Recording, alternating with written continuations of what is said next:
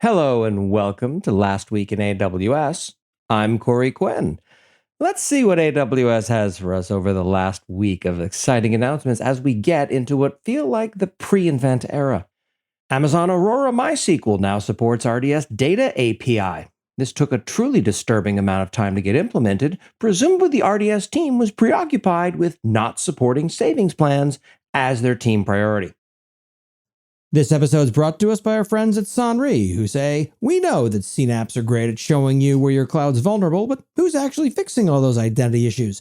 Sonri Security's Cloud Permissions Firewall does. Imagine cutting your attack surface by 90% just by quarantining unused and over-permissioned identities in AWS, all without slowing down your dev teams. With one click, Sonri's Cloud Permissions Firewall makes it easy to restrict unused permissions and even easier to reactivate them at any time. The workflow to request access is simple and secure, integrated directly with your ChatOps tools, by which we generally mean Slack or Teams. Let's be serious, not a lot of other options in this space. Tired of just seeing the problem? Check out sonri.co/cnap to see how Sonri Security allows you to act on CNAP alerts faster than you can say no more manual audits. That's sonri.co/CNAPP. Introducing Amazon EC2 C8G and M8G instances, which is a good launch. However, if I upgrade my C7G.large to a C8G.large, it will increase its cost by over 9%. The machine is usually bored. There's no, but you make better price performance gains argument to be had here. It is strictly a price hike. Amazon EC2 Instance Connect now supports IPv6. Good. Now do another 50 services and maybe you'll start to have something comprehensive shaped. Amazon SNS now delivers SMS text messages via AWS end-user messaging. SNS hands off its SMS delivery responsibility to a service that prioritizes such things.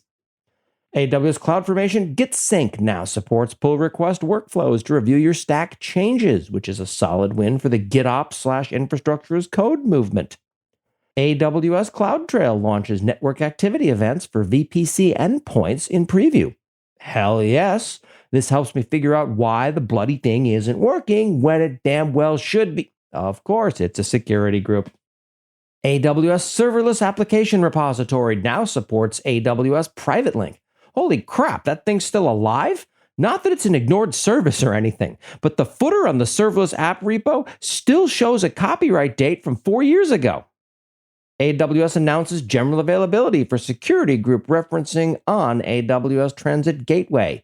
This doesn't solve much technically from a capability story, but it absolutely makes life better for the humans driving the technology.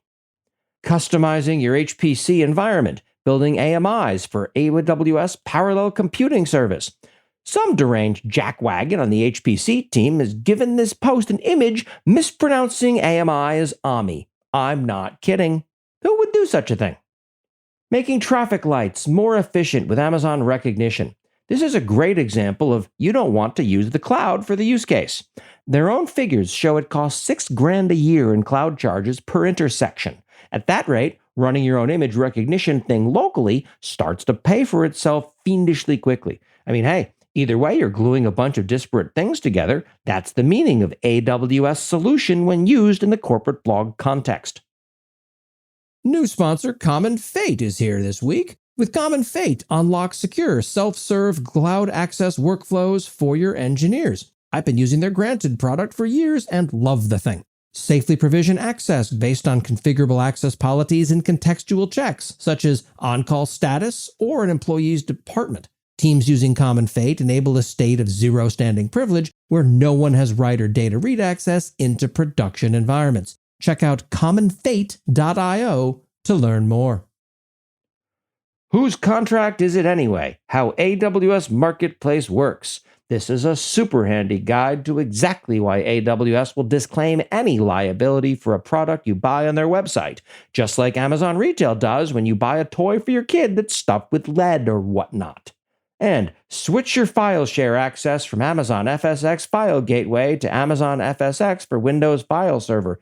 Yes, because the FSx File Gateway, like so many AWS services lately, has been deprecated. And that's what happened last week in AWS. Stick around.